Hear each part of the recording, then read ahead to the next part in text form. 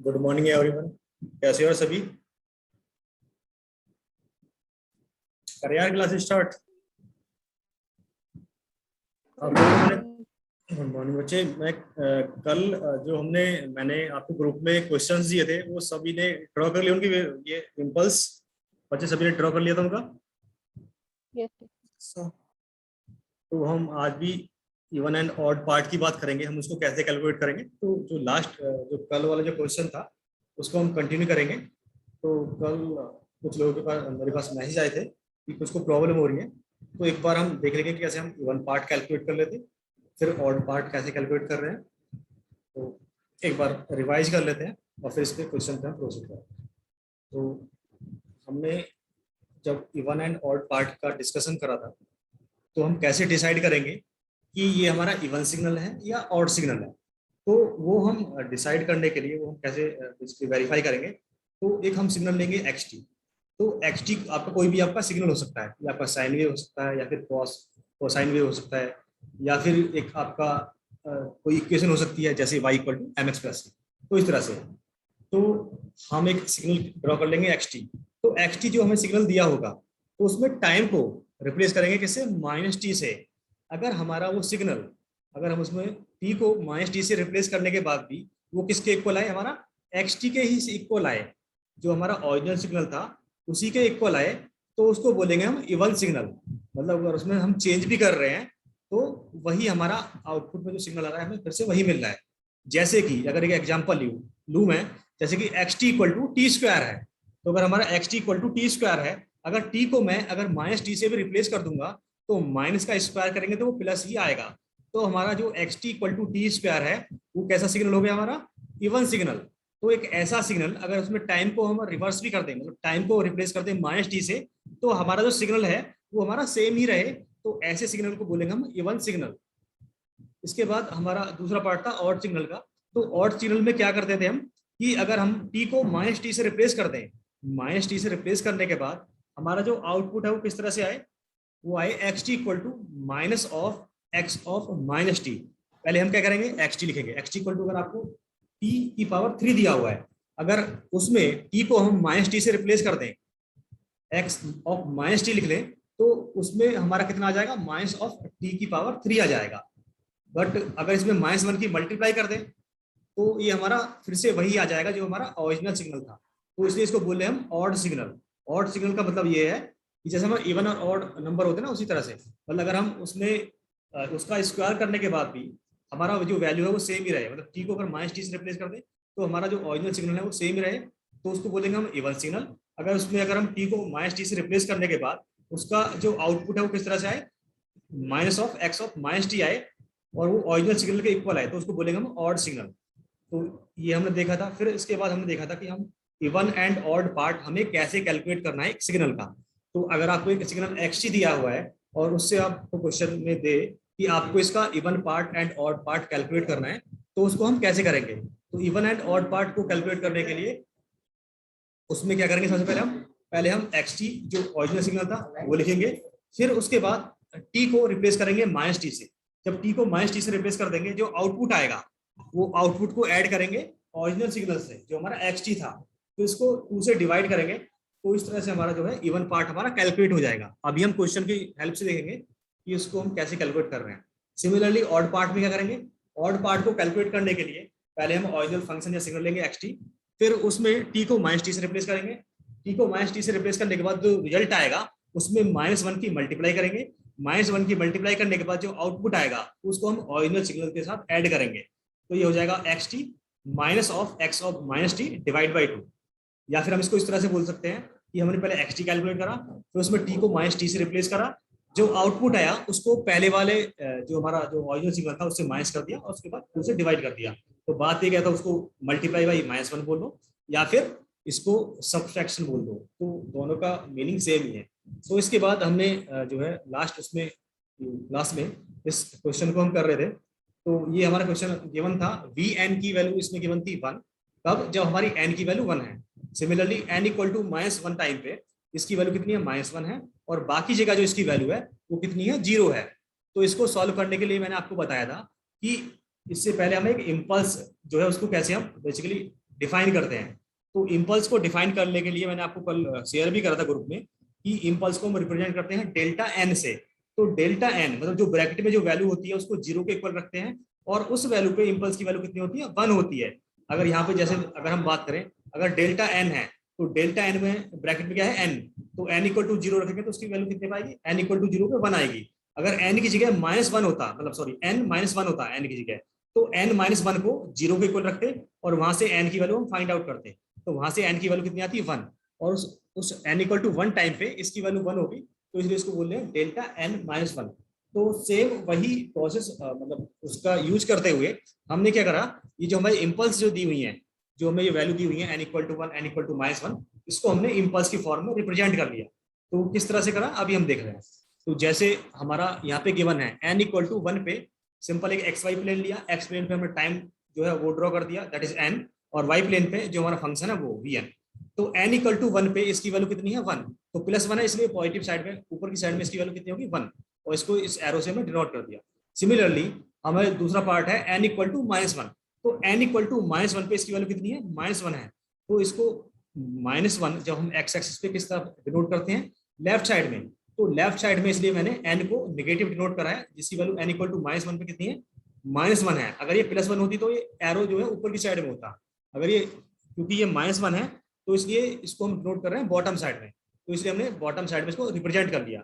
फिर इसके बाद हमें इसको रिप्रेजेंट करना है इम्पल्स की फॉर्म में।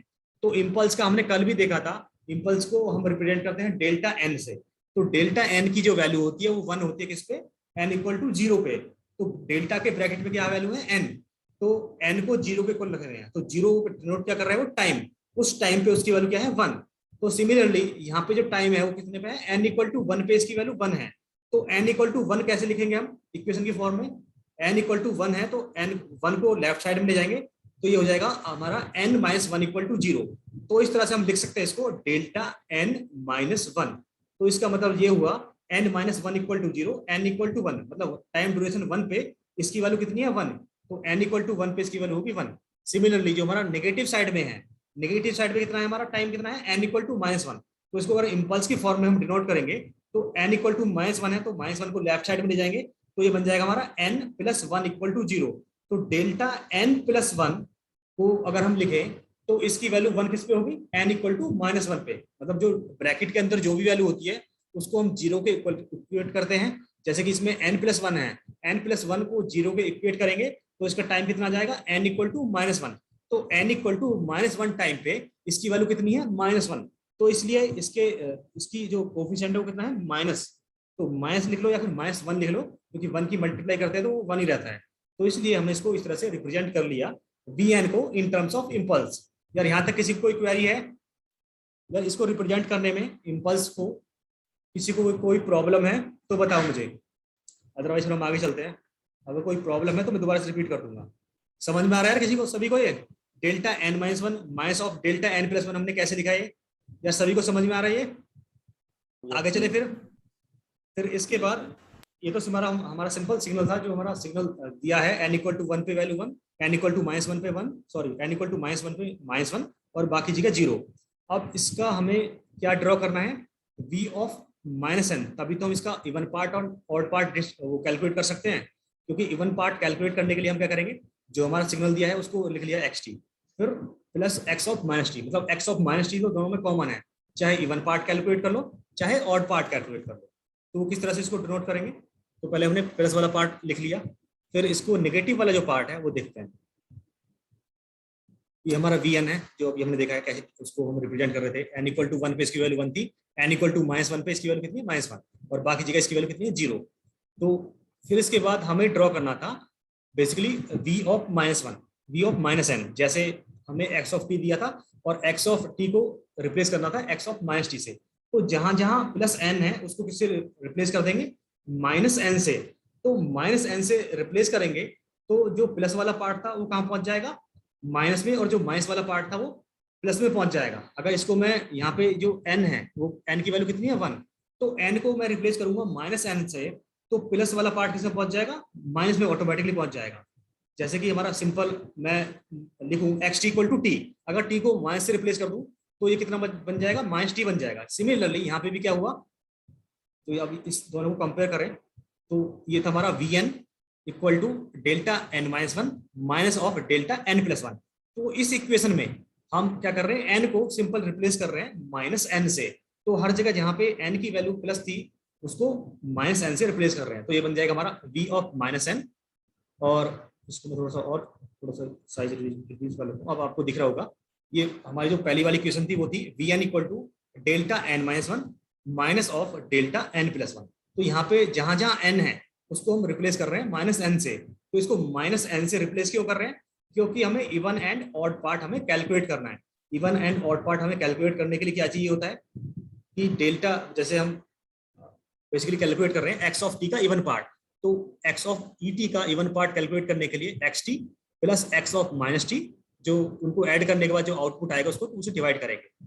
तो सेम वही प्रोसीजर हम फॉलो कर रहे हैं, जहां पे n है उसको माइनस n से रिप्लेस कर दिया, तो ये बन गया हमारा delta of minus n minus 1 minus of delta minus n plus 1। तो अगर इसको हम रिप्रेजेंट करेंगे तो रिप्रेजेंट करने के लिए हम क्या करेंगे, जहां जहां हमारा n था, जो हमारा प्लस साइड में था, प्लस में था, उसको माइनस कर लिया, मतलब जस्ट इसको रिवर्स कर लिया है, मतलब टाइम को हमने रिवर्स कर लिया। जो हमारा पॉजिटिव साइड में टाइम था उसको किस में कर लिया, नेगेटिव में। मतलब जैसे हम बात करें मिरर में, हम देखते हैं ना मिरर में, तो मिरर में सब कुछ हमें क्या दिखता है, उल्टा दिखता है। सेम उसी वे में हम ये भी क्या कर रहा है, मिरर इमेज बना रहा है। जो प्लस वाला पार्ट था उसको माइनस में भेज रहा है, जो माइनस वाला पार्ट था उसको प्लस में भेज रहा है। बस उसका जो एम्पलीट्यूड है वो हमारा सेम रहेगा, बस यहाँ पे क्या चेंज हो रहा है, टाइम चेंज हो रहा है। तो जैसे हमारा प्लस में ये 1 था तो प्लस वाला पार्ट किसमें पहुंच जाएगा, माइनस में, बट इसका जो एम्पलीट्यूड था वो प्लस में ही रहेगा। सिमिलरली जो -1 पे जो वैल्यू थी उसका एम्पलीट्यूड था हमारा -1, तो एम्पलीट्यूड तो हमारा -1 ही रहेगा, बट इसका जो टाइम है वो चेंज हो जाएगा, -1 किस में पहुंच जाएगा, प्लस में पहुंच जाएगा। तो सेम वही करा है, इसका मिरर इमेज बनाया है। तो इन दोनों को कंपेयर करोगे, जो हमारा प्लस में 1 था वो पहुंच जाएगा माइनस में, और जो माइनस वाला था वो पहुंच जाएगा प्लस में। तो इस तरह से इसका क्या हो गया, रिप्रेजेंटेशन हो गया। क्या समझ में आ रहा है सभी को? सिंपल क्या करा है, जो प्लस वाला था उसको माइनस में पहुंचा दिया, जो माइनस वाला था उसको प्लस में पहुंचा दिया, और कुछ नहीं करा है। बाकी जो प्रोसेस जो हमारा जो रिप्रेजेंट कर रहे थे सिग्नल, वो हमारा सेम ही है, बस हमारा जो टाइम है वो चेंज हो गया, जो प्लस वाला था वो माइनस में पहुंच गया, और जो माइनस वाला था वो प्लस में पहुंच गया।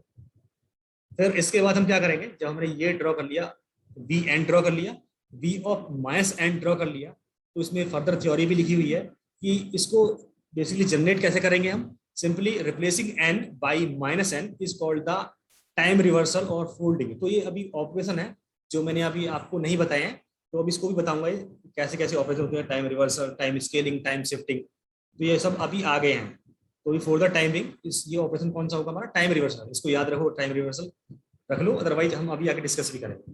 तो एन को हमने रिप्लेस कर दिया माइनस एन, तो इसको बोलते हैं हम टाइम रिवर्सल ऑपरेशन या फिर टाइम फोल्डिंग। तो ये बेसिकली क्या है, ये मिरर इमेज है of the signal about the vertical axis. तो वर्टिकल एक्सिस कौन सा है यहाँ पे, वी एन, जो कि वाई एक्सिस है, तो उसके वाई एक्सिस के अलाउंग क्या होगा, इसकी मिरर इमेज हो गई। मतलब जो पॉजिटिव साइड में था वो नेगेटिव साइड में दिख रहा है, और जो नेगेटिव साइड में था वो पॉजिटिव साइड में दिख रहा है। तो हमने वी एन कैलकुलेट कर लिया, v of minus n calculate कर लिया। अब हमें क्या करना है, इसका इवन पार्ट कैलकुलेट करना है। तो इवन पार्ट कैलकुलेट करने के लिए हमें क्या करना पड़ेगा, जो हमारा जो सिग्नल जो आउटपुट आया था उनको क्या करना पड़ेगा, ऐड करना पड़ेगा। तो ऐड कैसे करेंगे, एक्स ऑफ इवन पार्ट होता है 1/2 x of n plus x of minus n. तो एक्स ऑफ एन यहाँ पे क्या था, वी एन था, और वी एन हमारा एक्स ऑफ माइनस एन क्या बन जाएगा, वी ऑफ माइनस एन। तो जो वी एन की वैल्यू आ रही है और जो वी ऑफ माइनस एन की वैल्यू आ रही है उसको हम ऐड कर लेंगे और उसको 2 से डिवाइड कर लेंगे, और जो आउटपुट आएगा वो हमारा क्या होगा, उसका इवन पार्ट होगा।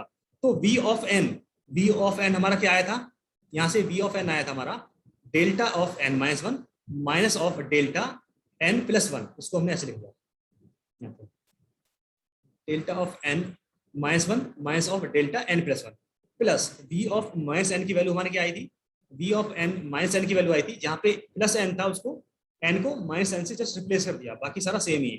तो प्लस एन को माइनस एन से रिप्लेस कर दिया, तो ये बन जाएगा हमारा delta of minus n minus 1 फिर minus delta of minus n plus 1।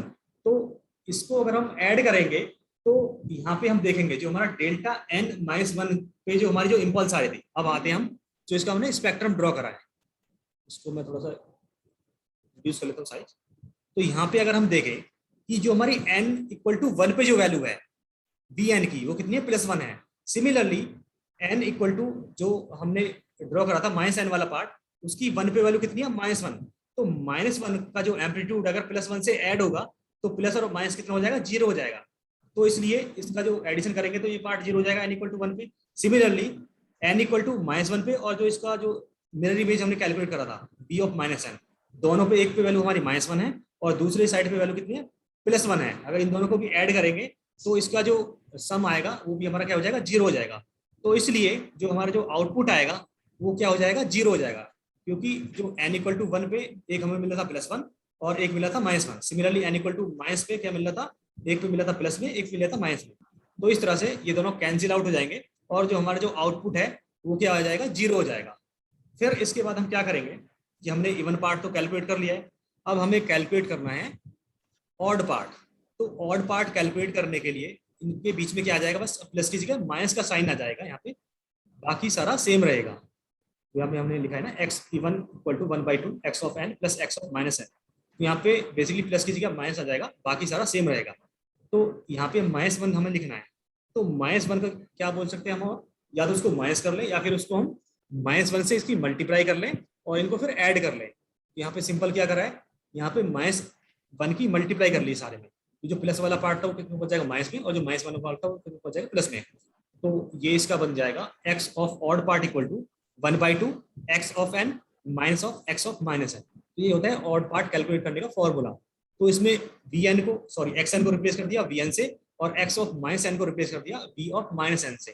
तो जो वैल्यू आई वीएन तो हमारी एज इट इज रहेगी, बट जो वी ऑफ माइनस एन जो हमें मिला था उसमें जो प्लस वाले पार्ट थे उसको माइनस में चेंज कर दिया और जो माइनस वाला पार्ट था उसको प्लस में चेंज कर दिया, क्योंकि यहाँ पे हम सिंपल क्या कर रहे हैं, -1 से मल्टीप्लाई कर रहे हैं। यहाँ पे देख रहे हो आप, तो -1 से मल्टीप्लाई करी तो ये पहला पार्ट पहुंच गया आपका नेगेटिव और दूसरा पहुंच गया पॉजिटिव। तो minus delta of -n-1 plus delta of -n+1। तो इस तरह से ये हमें आउटपुट मिल गया। तो ये हो जाएगा 1/2 delta of n-1 minus of delta n+1, फिर minus of delta of bracket -n-1 plus delta -n+1।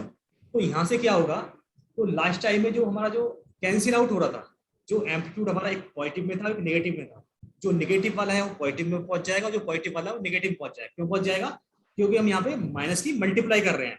तो इस तरह से जो है हमें दो पार्ट मिलेंगे, दो पार्ट मिलेंगे हमारे डेल्टा n-1 के और दो पार्ट मिलेंगे हमारे डेल्टा n+1 के। तो इस तरह से ये जो हमारा जो आउटपुट होगा वो किस तरह से कन्वर्ट हो जाएगा, 1/2। तो दो मतलब x और x मतलब इसको ऐड करेंगे तो ये हो जाएगा twice of delta n-1 minus of twice delta n+1। तो इस तरह से 2 से 2 कैंसिल आउट हो जाएगा और जो हमें जो फाइनल जो आउटपुट मिलेगा वो मिल जाएगा इसका odd part delta n-1 minus of delta n+1। तो इसको सभी एक बार खुद से कर लेंगे और अगर अभी किसी को समझ में नहीं आ रहा है तो मुझे बताएंगे। अगर किसी को दोबारा रिवाइज कराना है कि कैसे है इसका ऑड पार्ट, समझ में आ रहा है नहीं आ रहा है ऑड पार्ट? यस सर आ गया। अगर मैं इसको एक बार रिवाइज करूं कि जो हम इसमें अगर हम यहाँ पे जो आप एम्पलीट्यूड देख पा रहे होंगे कि v ऑफ -n हमने ड्रॉ करा है, तो एम्पलीट्यूड तो हमारा सेम था तो इसलिए कैंसिल आउट हो गया, मतलब पॉजिटिव वाले में नेगेटिव था। यहाँ इन दोनों कंपेयर करें तो n = -1 पे दोनों एक दूसरे से के अपोजिट थे एम्पलीट्यूड। सिमिलरली पॉजिटिव साइड में जो एम्पलीट्यूड थे एक दूसरे के अपोजिट थे, बट जब हम -1 की मल्टीप्लाई कर देंगे तो जो एम्पलीट्यूड है दोनों का सेम हो जाएगा, जो प्लस वाला था ये माइनस में पहुंच जाएगा और जो प्लस माइनस वाला था वो प्लस में पहुंच जाएगा। तो इसलिए हमारे ये ऐड हो गए, तो इस तरह से ट्वाइस मिल गया था। तो ये था हमारा कि कैसे हम इवन पार्ट हम कैलकुलेट करते हैं और कैसे हम इसका ऑड पार्ट कैलकुलेट करते हैं। तो इसमें एक नोट भी है कि even signals are symmetrical about vertical axis. तो जो भी हमारे इवन सिग्नल होते हैं वो हमारे एक वर्टिकल, उसको बोलते हैं वाई एक्सिस के कैसे होते हैं, वो सिमेट्रिक होते हैं। और ऑड सिग्नल जो होते हैं वो एंटी सिमेट्रिकल होते हैं रियल एक्सिस के, मतलब एक्स एक्सिस के वो एंटी सिमेट्रिक होते हैं। फिर इसके बाद है एक दूसरा क्वेश्चन है, इसमें गिवन है आपको if signal xt is as shown in the figure then find the even and odd part of the unit step function in terms of signal xt।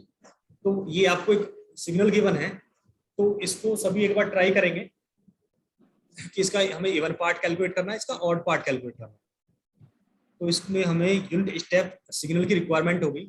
तो अभी यूनिट स्टेप मैंने पढ़ाया नहीं है तो इसको पहले पढ़ाऊंगा, फिर इसको हम क्वेश्चन पे वापस आएंगे। तो इसको भी छोड़ देते हैं फॉर द टाइमिंग, उसके नेक्स्ट थ्योरी पार्ट में चलते हैं। इसको मैं अभी यूनिट स्टेप पढ़ाऊंगा तब आपको सॉल्व कराऊंगा। तो अब हम बात करते हैं पीरियोडिक एंड अपीरियोडिक सिग्नल। तो पीरियोडिक सिग्नल जैसे कि नाम से हम इसके समझ पा रहे हैं कि एक ऐसा सिग्नल जिसका कोई पीरियड होता है, मतलब एक पार्टिकुलर टाइम पीरियड के बाद वो कैसा होता है, रिपीट होता है, तो उसको बोलते हैं हम पीरियोडिक सिग्नल। तो signal is said to be periodic if xt is equal to xt plus capital T. तो इसमें क्या है, यहाँ पे जो कैपिटल टी है वो क्या है, इसका टाइम पीरियड। जैसे हमारी एक साइन वेव होती है जो कहाँ से कहाँ तक वेरी करती है, वो -1 से +1 के बीच में ही रिपीट होती रहती है। मतलब वो हर बार एक उसका भी एक टाइम ड्यूरेशन होगा, उसके बाद वो रिपीट होती रहेगी। तो वो जो टाइम ड्यूरेशन होता है, जो टाइम पीरियड होता है, उसको बोलते हैं टाइम पीरियड, जिसको हम डिनोट करते हैं कैपिटल टी से। तो एक ऐसा सिग्नल जो बार बार रिपीट हो रहा है, उसका एक फिक्स टाइम पीरियड है, तो उसको बोलेंगे हम पीरियोडिक सिग्नल।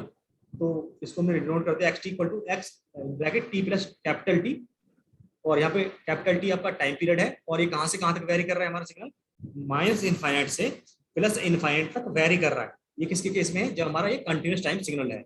सिमिलरली अगर हम बात करें डिस्क्रीट टाइम की, तो डिस्क्रीट टाइम में हम इसको डिस्क्रीट टाइम सिग्नल कौन सा होता है, जिसको हम इंपल्स की फॉर्म में रिप्रेजेंट करते हैं।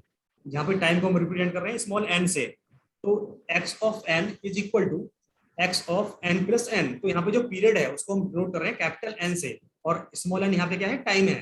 तो उसका जो टाइम पीरियड कितना हुआ, कैपिटल N हुआ। तो ये कैपिटल N टाइम के बाद ये फिर से रिपीट होने लग जाएगा। तो ये हुआ हमारा पीरियोडिक सिग्नल टाइम डोमेन में और डिस्क्रीट टाइम डोमेन में। तो इसके कुछ एग्जांपल हैं, जैसे कि पहले एग्जांपल की बात करूं, x of t equal to sine omega t into u t. तो यहाँ पे जो यूटी है, यूटी जो बेसिकली सिग्नल है वो है आपका यूनिट स्टेप सिग्नल, जो भी हम आगे भी देखेंगे। तो यूनिट स्टेप जो सिग्नल होता है वो टी इक्वल टू जीरो से ही, मतलब उसकी value t greater than equal to zero पे ही एग्जिस्ट करती है, और t greater than equal to zero पे वो कितना होता है, 1 होता है। बट वो हमारा सिग्नल माइनस में उसकी वैल्यू क्या होती है, जीरो होती है। तो अगर माइनस में जीरो है और प्लस में वो वेरी कर रहा है, और बट साइन जो है हमारा माइनस इन्फाइनाइट से प्लस इन्फाइनाइट के बीच में वेरी कर रहा है। तो जब इन दोनों की मल्टीप्लाई करेंगे तो जो नेगेटिव वाला पार्ट है वो तो यूटी का जीरो है, तो जीरो की अगर साइन ओमेगा टी में मल्टीप्लाई करेंगे तो वो तो जीरो ही आएगा। तो हमें जो आउटपुट मिलेगा वो पॉजिटिव साइड के लिए ही मिलेगा, बट वो नेगेटिव साइड के लिए जीरो है। तो इसलिए ये कौन सा हो गया, अपीरियोडिक सिग्नल हो गया। अपीरियोडिक सिग्नल क्यों हुआ, ये टाइम के साथ वेरी तो कर रहा है, इसका टाइम पीरियड तो टी है, बट ये नेगेटिव साइड में कितना है, जीरो है। मतलब वो माइनस इनफाइनाइट और प्लस इनफाइनाइट टाइम ड्यूरेशन के बीच में वो रिपीट करना चाहिए, बट ये हमारा किस में करेगा, ये बस पॉजिटिव साइड में वेरी करेगा और नेगेटिव साइड में इसकी वैल्यू जीरो होगी। तो इसलिए हमारा क्या हुआ, ये अपीरियोडिक सिग्नल हुआ, क्योंकि हमारा ये यूनिट स्टेप जो सिग्नल होता है वो पॉजिटिव साइड के लिए ही एग्जिस्ट करता है, वो नेगेटिव साइड के लिए एग्जिस्ट नहीं करता है। तो इसलिए हमारा अपीरियोडिक सिग्नल हुआ। फिर दूसरा एग्जाम्पल है h t equal to sine omega t. तो साइन ओमेगा टी बेसिकली हमारा वेरी करता है माइनस इनफाइनाइट टाइम से लेकर प्लस इनफाइनाइट टाइम के बीच में, और इसका जो टाइम पीरियड है वो कैपिटल टी है। तो इसलिए ये हमारा क्या हुआ, पीरियोडिक सिग्नल, क्योंकि ये हमारा माइनस इनफाइनाइट से प्लस इनफाइनाइट के बीच में वेरी कर रहा है। तो कोई भी सिग्नल पीरियोडिक और अपीरियोडिक इस पर डिपेंड करेगा कि वो कहाँ से कहाँ तक वो वेरी कर रहा है। तो अगर ये माइनस इनफाइनाइट से प्लस इनफाइनाइट के बीच में वेरी कर रहा है तो उसको बोलेगा पीरियोडिक सिग्नल, बट वो रिपीट करना चाहिए, उसको कुछ टाइम पीरियड होना चाहिए। तो ये था हमारा पीरियोडिक सिग्नल। तो अपीरियोडिक में क्या हो जाएगा कि वो मतलब एक उसका कोई पीरियड, मतलब उसका कोई टाइम पीरियड नहीं होगा, एक रिपीटेड पैटर्न नहीं होगा, तो इसलिए उसको बोलेंगे अपीरियोडिक। फिर इसके बाद आते हैं हम एनर्जी सिग्नल। तो एनर्जी सिग्नल की अगर डेफिनेशन की बात करें कि कोई भी सिग्नल हमारा एनर्जी सिग्नल होता है या नहीं होता है, वो किस पे डिपेंड करता है। A signal is said to be energy signal if it carries finite energy and zero average power. अगर एक ऐसा सिग्नल जिसकी एनर्जी कैसी होनी चाहिए, फाइनाइट एनर्जी होनी चाहिए, बट उसमें जो पावर होनी चाहिए वो कैसी होनी चाहिए, एवरेज पावर जीरो होनी चाहिए, तो ऐसे सिग्नल को बोलेंगे हम एनर्जी सिग्नल। तो इसमें एक नोट भी है कि अगर इसको हम किसी भी सिग्नल की हमें एनर्जी कैलकुलेट करनी है तो वो कैसे कैलकुलेट करेंगे, तो उसको हम एक सिग्नल को एक पार्टिकुलर टाइम पीरियड में ब्रेक कर लेंगे। सपोज करो the energy carried bye A signal over A time period, एक टाइम पीरियड T1 से T2 के बीच में उसकी हमें एनर्जी हमें कैलकुलेट करनी है, तो उसको हम इंटीग्रेट कर लेंगे T1 से T2 टाइम ड्यूरेशन के लिए, और उसका जो वैल्यू होगी उसका हम क्या ले लेंगे, एम्पलीट्यूड का बेसिकली उसका स्क्वायर कर देंगे, और जो वैल्यू आएगी उसको बोलेंगे उसकी एनर्जी। तो इस तरह से हम किसी भी सिग्नल की जो है एनर्जी हम इस फॉर्मूले से हम कैलकुलेट कर सकते हैं। ये हमारा एक एनर्जी सिग्नल एक्स, जो एक सिग्नल गिवन है xt, उसकी हमें एनर्जी कैलकुलेट करनी है, तो उसका मॉड लेंगे, मॉड का स्क्वायर करेंगे, स्क्वायर करने के बाद उसका इंटीग्रेशन करेंगे, और integration with respect to time t करेंगे, और किस सिचुएशन में करेंगे, टाइम T1 से T2 के बीच में। और इसकी जो एनर्जी है वो आपकी फाइनाइट आनी चाहिए, बट अगर हम इसकी पावर कैलकुलेट करें तो पावर कैसी आनी चाहिए, जीरो आनी चाहिए, तभी उसको बोलेंगे हम एनर्जी सिग्नल। अगर पावर कुछ फाइनाइट आएगी तो मतलब ऐसा केस कोई होगा नहीं जिसकी उसकी पावर भी हो एनर्जी भी हो, तो उसको बोलेंगे हम neither energy nor power signal. तो अगर एक इसमें दूसरा केस है कि हमें कंप्लीट रेंज के लिए, मतलब माइनस इनफाइनाइट से प्लस इनफाइनाइट टाइम ड्यूरेशन के लिए इसकी एनर्जी हमें कैलकुलेट करनी है, तो उसका फॉर्मूला होगा energy equal to integration minus infinite से प्लस इनफाइनाइट, तो हमारा सिग्नल होगा xt, उसका मॉड का स्क्वायर, और उसको integration with respect to t। तो इस तरह से हम किसी भी सिग्नल की जो है एनर्जी कैलकुलेट कर सकते हैं इस फॉर्मूले की हेल्प से। फिर इसमें दूसरा केस है, ये तो हमारा था जब हमारा सिग्नल कहता है कंटिन्यूस है टाइम डोमेन में।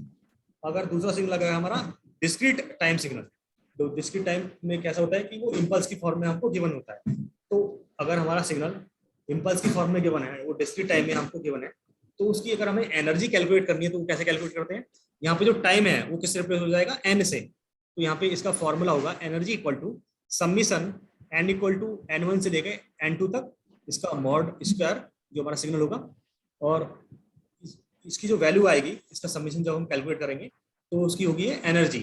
ये कब का केस है, जब हमें जो टाइम ड्यूरेशन दिया है वो फाइनाइट गिवन है। इसके बाद अगर हमें कोई इसका कोई इंटरवल गिवन नहीं है और हमें इसकी जो एनर्जी जो कैलकुलेट करनी है वो इनफाइनाइट रेंज के लिए करनी है। तो उसका फॉर्मूला होगा यहाँ पे, जस्ट जो लिमिट है वो चेंज हो जाएगी। ये जो फाइनाइट ड्यूरेशन था वो था हमारा n इक्वल टू n1 से n2 तक, बट इसमें कोई फाइनाइट पीरियड आपको गिवन नहीं है। तो यहाँ पे हम जो कैलकुलेट करेंगे n equal to minus infinite से प्लस इनफाइनाइट के बीच में इसकी वैल्यू कैलकुलेट करेंगे, और जो सिग्नल होगा उसका मॉड ले लेंगे, स्क्वायर लेंगे, उसकी जो वैल्यू आएगी उसकी वैल्यू को कैलकुलेट कर लेंगे तो इसकी एनर्जी आ जाएगी। तो ये फॉर्मूले हैं दो जो आपको याद रखने हैं, जिसकी हेल्प से हम किसी भी सिग्नल की एनर्जी कैलकुलेट करेंगे, अगर वो टाइम डोमेन में है या फिर आपका डिस्क्रीट टाइम में। फिर इसके बाद इसमें भी फर्दर गिवन है कि अगर हमें एक पीरियोडिक सिग्नल का हमें क्या कैलकुलेट करनी है, एक एनर्जी कैलकुलेट करनी है। तो पीरियोडिक सिग्नल का कुछ क्या होगा, टाइम ड्यूरेशन होगा कि उसका पीरियड अगर कैपिटल टी है, कैपिटल टी का मतलब होगा कि या तो वो 0 से टी के बीच में वेरी कर रहा होगा या फिर -t2 से t2 के बीच में वेरी कर रहा होगा। तो यहाँ से अगर आप पूछो कि इसका टाइम ड्यूरेशन टी कैसे हुआ, तो इसका जो टाइम ड्यूरेशन टी इसलिए हुआ कि अपर लिमिट में से अगर हम लोअर लिमिट माइनस करें, t/2 से अगर माइनस करें हम माइनस ऑफ माइनस t/2, तो माइनस माइनस प्लस हो जाएगा, तो t/2 कितना हो जाएगा, कैपिटल टी हो जाएगा। तो इसके लिए इसका जो टोटल जो टाइम ड्यूरेशन हुआ कितना हुआ, कैपिटल टी हुआ। तो इसकी जो लिमिट है वो 0 से टी भी हो सकती है और माइनस t/2 से t/2 भी हो सकती है। तो हमारा जो फॉर्मूला रहेगा वो सेम ही रहेगा, बट यहाँ पे जो लिमिट है वो चेंज हो जाएगी, ये -t/2 से +t/2 हो जाएगा, और जो हमारा सिग्नल होगा उसका मॉड लेंगे और स्क्वायर करेंगे और उसका इंटीग्रेशन करेंगे विद रेस्पेक्ट टू टाइम। फिर सिमिलरली हमारा डिस्क्रीट टाइम वाला जो केस है, तो डिस्क्रीट टाइम अगर हमको सिग्नल गिवन है तो उस केस में अगर उसका पीरियड गिवन है n, अगर n पीरियड गिवन है तो इसमें भी वो करेंगे कि हम जो इसका डिस्क्रीट टाइम के केस में जो हम जो पीरियडिसिटी जो कैलकुलेट करते हैं वो कैसे करते हैं, इसकी upper limit minus lower limit +1, कि अगर उसमें जो है n इक्वल टू 0 पे टाइम ड्यूरेशन पे उस जो इम्पल्स को हम कंसिडर कर रहे हैं, तो तब इसका जो पीरियड में जो टोटल जो पीरियडिसिटी होगी उसमें 1 ऐड कर देंगे। तो यहाँ पे n इक्वल टू 0 हम कंसिडर कर रहे हैं तो इसलिए इसमें 1 ऐड कर रहे हैं। सिमिलरली अगर हमारा जो सबमिशन है वो जो इसकी जो लिमिट है वो है -n/2 से +n/2, और इसमें सेम वही फॉर्मूला मॉड ऑफ xn का स्क्वायर। तो इसकी जो पीरियडिसिटी होगी वो होगी हमारी n+1। इससे ऊपर वाले में जो इसकी पीरियडिसिटी थी वो थी हमारी n, वो n की होती इसकी जो upper limit minus lower limit n-1 -0 +1, तो ये 1 से 1 कैंसिल आउट हो गया, तो इसलिए n हो गया। सिमिलरली यहाँ पे भी n/2 माइनस ऑफ n/2 +1, तो इस तरह से जो इसका जो टाइम पीरियड है वो कितना हो जाएगा n+1, n/2 कितना हो जाएगा n+1, सॉरी n और +1, तो इस तरह से n+1 हो जाएगा। सिमिलरली अगर हमारा कंटिन्यूस टाइम है तो कंटिन्यूस टाइम में तो जीरो का कोई कॉन्सेप्ट नहीं होता है कि इम्पल्स जीरो पे एग्जिस्ट कर रही है नहीं कर रही है, तो कंटिन्यूस होता है टाइम t/0 पे। तो उसमें जो पीरियडिसिटी जो कैलकुलेट करते हैं उसमें simple upper limit minus lower limit उनका डिफरेंस हम कैलकुलेट करते हैं और उसका आउटपुट हम कैलकुलेट करते हैं। बस इसको मैं कंप्लीट कर लूँ, इसका एग्जाम्पल हम कर लेंगे, ठीक है। तो फिर इसको एक बार रिवाइज करके आना, ठीक है। इसका जो डेफिनेशन है, मतलब इसको हम कैसे कैलकुलेट करते हैं, इसका बेसिकली आपको फॉर्मूला पता होना चाहिए। अगर आपको फॉर्मूला पता होगा तो आप इसको कैलकुलेट कर लेंगे। तो इसका एग्जाम्पल हम करेंगे ना तो तब आपको समझ में आएगा। अभी थ्योरी में पढ़ा रहा हूँ तो उसके बेसिस पे आपको समझ नहीं आएगा, मैं कल जब इसका एग्जाम्पल लूंगा तो आपको समझ में आएगा, क्योंकि अभी आप कंप्यूटर साइंस बैकग्राउंड से हो तो आपको थोड़ा सा ये डिफरेंट लग रहा होगा सब्जेक्ट, क्योंकि ये मतलब मैथमेटिक्स है प्लस थोड़ा इलेक्ट्रॉनिक्स का इसमें कॉन्सेप्ट है कि अभी हमने सिग्नल भी नहीं पढ़े हैं बेसिक, तो अभी आपको एकदम से समझ में नहीं आएगा। तो अभी आप क्या करेंगे, जो मैंने अभी आपको बताया ये आपके साथ आई थिंक पीडीएफ मैंने शेयर कर चुका हूँ, तो ये जो फॉर्मूले हैं इसको रिवाइज करके आएंगे, ठीक है यार। इसको सभी रिवाइज करके आएंगे, फिर हम इसके ऊपर नेक्स्ट क्लास में क्वेश्चंस करेंगे, ठीक है। तो फिर आज के लिए इतना ही रहने देते हैं, सब इसको रिवाइज करके आना। ये पीडीएफ मैं ऑलरेडी आपके साथ शेयर कर चुका हूँ, तो ये पीडीएफ एक बार रिवाइज कर लेना। एनर्जी सिग्नल, पीरियोडिक सिग्नल, इनके हम न्यूमेरिकल नेक्स्ट क्लास में करेंगे। तो फिर आज के लिए इतना ही, थैंक यू एवरीवन, आप लीव कर सकते हैं।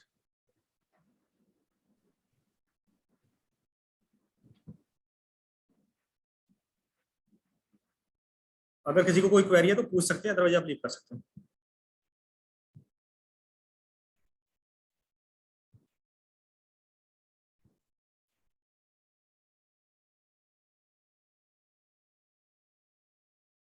अटेंडेंस मुझे भेज देना उसमें ग्रुप में ही।